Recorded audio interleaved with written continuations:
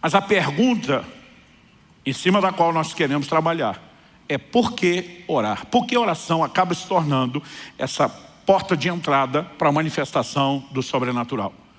E eu quero, antes de tentar trabalhar o conceito correto, eu quero trabalhar dois questionamentos que eu particularmente me fiz muitas vezes e já vi muita gente, fazer o mesmo tipo de indagação e pergunta.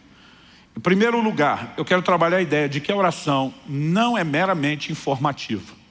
Ela não tem o propósito de comunicar a Deus uma necessidade. O Deus onisciente, que conhece tudo, o Deus presciente, que conhece as coisas antes de acontecerem, não precisa ser informado sobre um problema. Então, a oração não cumpre um papel de informar Deus sobre uma necessidade, uma vez que Ele já sabe de tudo. O segundo questionamento diz respeito à vontade de Deus. Muita gente me pergunta, mas Deus não faz o que quer, quando quer, como quer, do jeito que quer, uma vez que Ele é soberano? Eu digo para as pessoas, não confunda soberania com unilateralidade. Deus não age sozinho.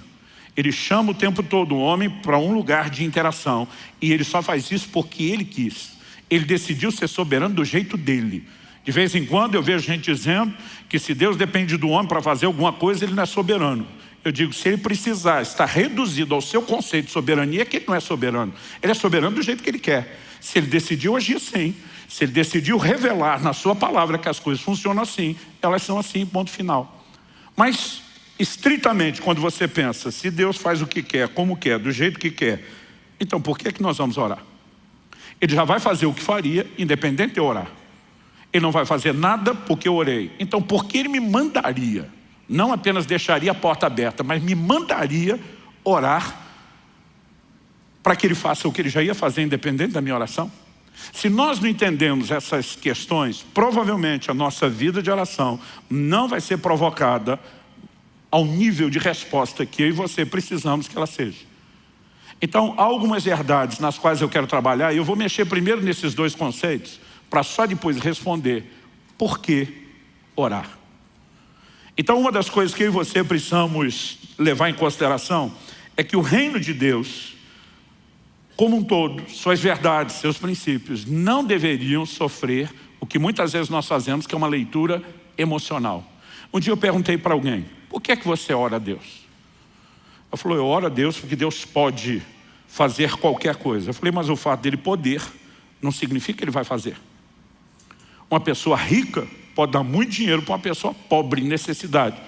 Mas o fato de que Ele pode não significa que Ele vá fazer, a menos que Ele queira. Eu falei, então apenas acreditar que Deus pode não leva a mim e a você, provavelmente, a nenhum lugar prático, a menos que a gente entenda que Ele queira. Então a oração, ela precisa nos levar além do entendimento de que Deus pode agir. Nós precisamos compreender que o Deus que nos mandou orar tem prazer em responder orações e decidiu usar essa forma para que Ele pudesse se mover e realizar coisas extraordinárias na terra. Quando eu e você entendemos por que orar, nós vamos entender que Deus nos chamou a esse lugar de oração, porque nossas orações são parte fundamental do processo para que o sobrenatural se manifeste na terra. E aí nós começamos a entender que o Deus que nos chamou a orar não apenas pode, mas Ele quer responder, e isso já faz toda a diferença.